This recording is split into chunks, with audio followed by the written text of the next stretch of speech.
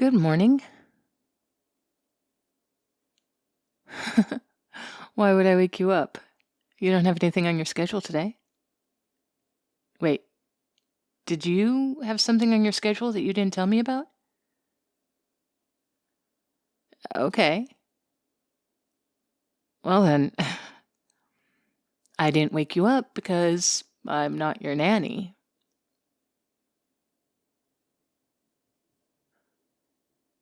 Oh, yeah, I did, didn't I? Eh. Sometimes nanny duties and bodyguard duties seem to overlap. But I'm not your nanny, so your days off are yours to decide what to do with. Well, yes. It is my job to recommend the safest course of action I can see. But the ball is always in your court whether or not you want to take me up on that advice. I can strongly recommend, I can reinforce my recommendation, I can give you a sharp set down if you don't follow my recommendation, but ultimately the choice is yours. You're a grown man, you can make your own decisions. If you chose not to take my advice, then that's on you. It would make my job harder, and it might make my job impossible if you never took my advice, but you still have your choices. I hope you'll forgive my saying this if it feels out of line, but what's going on this morning? It feels like you are feeling stifled by me. Is that true? Life in general, how so? Wait a second, is this about your friends? The ones who took off without you when it wasn't safe for you to go to that club? Is that why you don't have any parties or clubs to go to tonight on the schedule? It must be hard to know who you can trust when so many people who approach you are doing so because they get something out of it. Something more than just you. What do they get? They get proximity to a life they'd like to have themselves. They get clout, they get bragging rights, they get doors open for them that wouldn't be otherwise open. And let's face it, you do foot the bill a lot.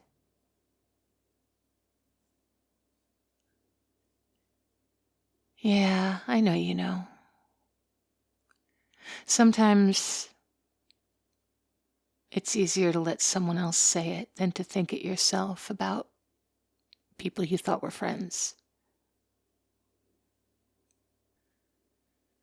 So, what now? What are you going to spend your off time on now? If not those jokers.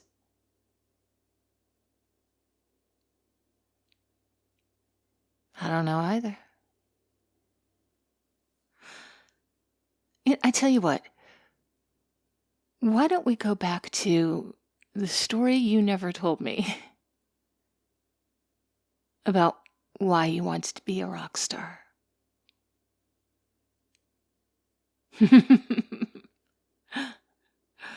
Really? For the women? Well, that worked out for you, didn't it? But is that really it?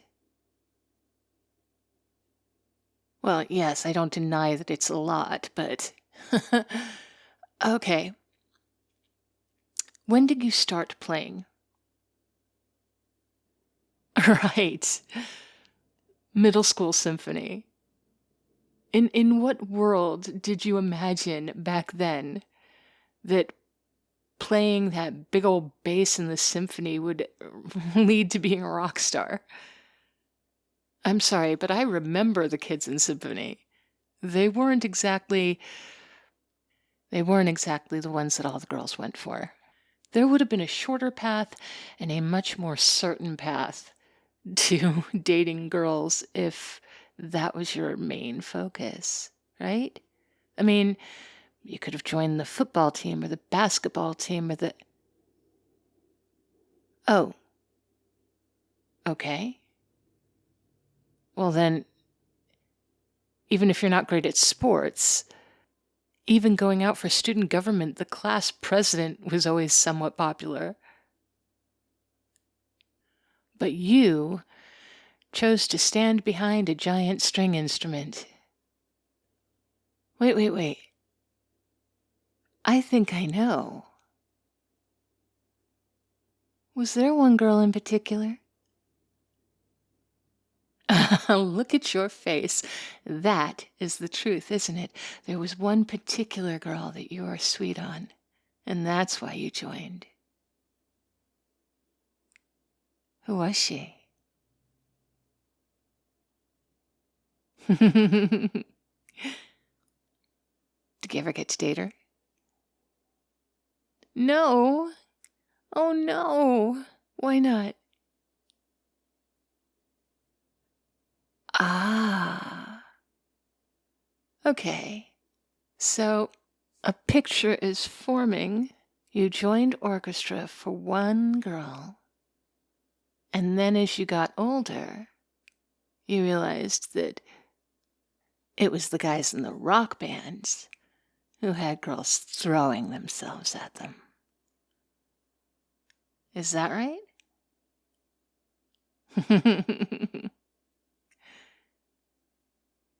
Whatever happened to the girl that you didn't date? Do you know? Oh, she didn't. The quarterback? Oh, I'm so sorry. Well, look on the bright side. If she doesn't have them already, one day she will be telling her kids, I knew him when. That's got to count for something, right? And now you do indeed have women throwing themselves at you. But it comes back to the whole issue of trust. And considering your initial goal was not so much to have a bevy of beauties to pick from, but more to have contact with one particular person, and then to have someone who would approach you and take the pressure off of you to make the first move. It seems like you're not getting your original goals met. I mean, that's okay if they've evolved. They should have from the time we were in middle school, but it seems like that need to have someone special that we focus on who focuses on us, it feels like that need isn't being met. I'm sorry. This is way too personal, and I don't mean to play amateur psychologist with you. But if I'm being honest, I'd have to be an idiot not to have recognized that whenever you have downtime, you seem kind of lonely.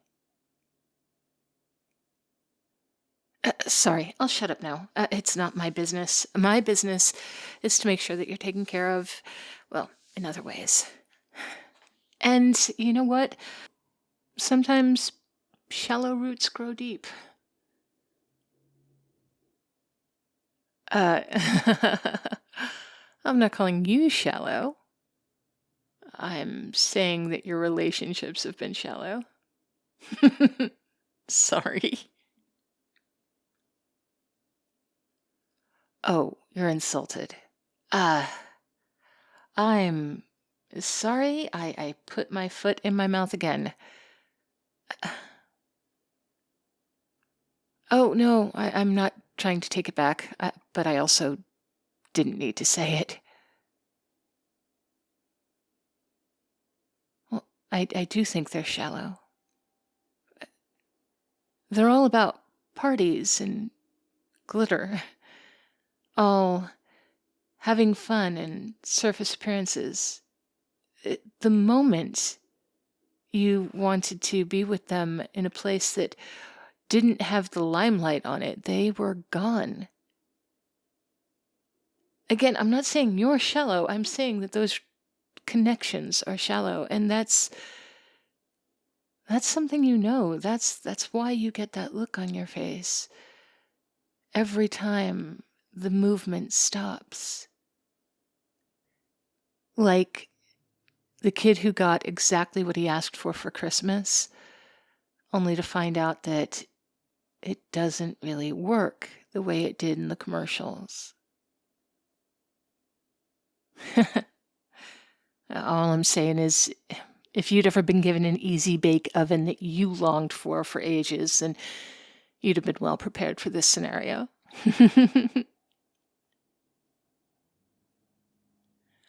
Hot Wheels.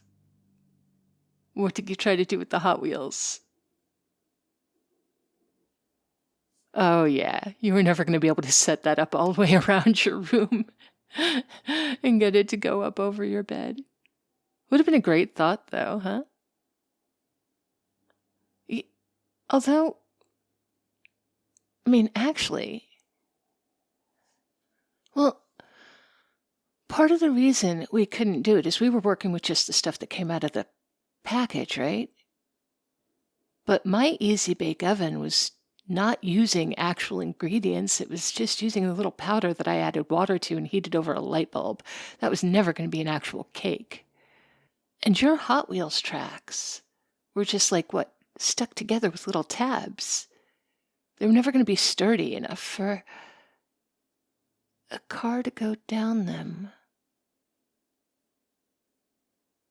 on the kind of surface it needed to make the loops. We could do this. I mean, there are plenty of actual cake recipes that bake at a low temperature for a long time, and I mean, the internet is full of people who have made really awesome Hot Wheels tracks. They use lifts and beams to keep the track steady and build momentum, and then they've got boosters that keep the cars going when they would have run out of momentum. Some of them even add some like Rube Goldberg elements into it. It's very creative and very cool.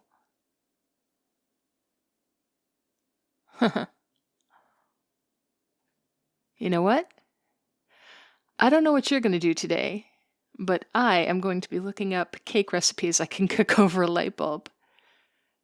And I think you should go looking up videos of Hot Wheels tracks.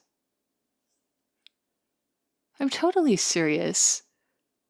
You have the opportunity to make something turn out just the way you'd imagined it, just the way you'd wanted it to be. You have the ability to make something that will live up to the hype in your head. Hell, you can make something that'll turn out to be better. I mean, you might have to develop skills that you don't have right now, but you've done that before, Mr. Bass Player. Okay, take a look. Search for Hot Wheels Megatrack. There, see? Click on that one. Oh, wait, no, that one. That one has waterfalls in it. Hey there, cupcakes. I hope you're doing well. I would like to thank you all for your time, for your attention. And as always, thank you for your likes, for your shares, for your comments. You are just wonderful. And I would like to thank my patrons and welcome Moonpuppy76. It's nice to have you with us, and I appreciate your support. And speaking of patrons, some of them have new names and aliases. Gang is now Gang, but smaller. He wrote it in the tiniest font. And Abel is now the supreme stick poker extraordinaire after our D&D game this Sunday. Lion in Winter, my life is changing every day in every possible way. Quasi Quaftra is now, as for your searches, let this be a lesson that you can't rely on the internet for serious research.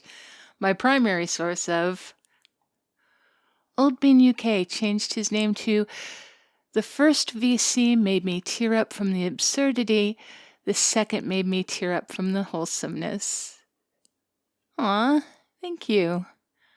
Actually, I think absurd and wholesome describes a good portion of the Discord exchanges, but also, yeah, a lot of deviancy as well.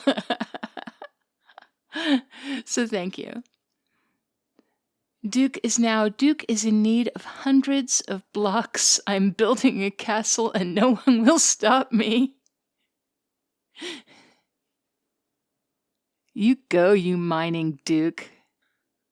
Forces is now known as Never Trust Dwarven Dreamy's crossbow. I had a lot of bad rolls.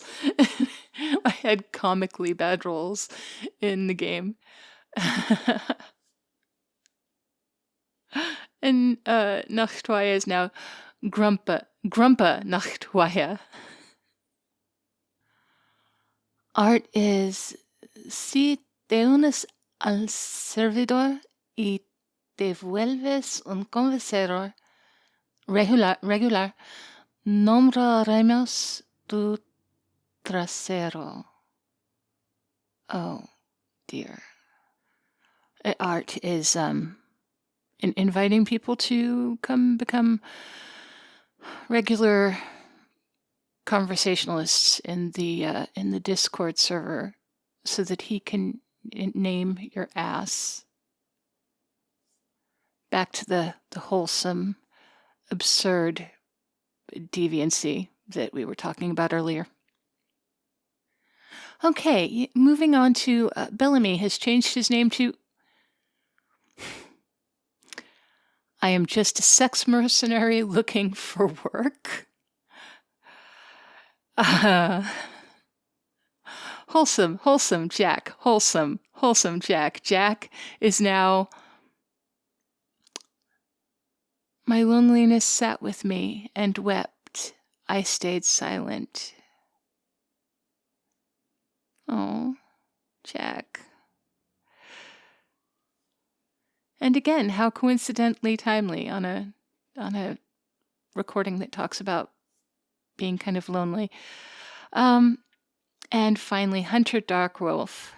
They call this moment the present because it is a gift, just like you, Dreamy. Thank you, Hunter. That was very sweet. It is probably not healthy for one person to be the recipient of this many kind and flattering words, but I am not going to complain. I am just going to take it and be thankful. And I would like to give special thanks to some special patrons: Inline Flaws, Anand, Cody, The Evening Star, Mr. Rickles, The Dark Moon, Goose, Kahlua Bear, Why is Dreamy so obsessed with the llama, the friends we made along the way, and Christian Kuleopa'a. Thank you all so much. I hope you're all going to go forward and have a wonderful day. I will talk to you again tomorrow.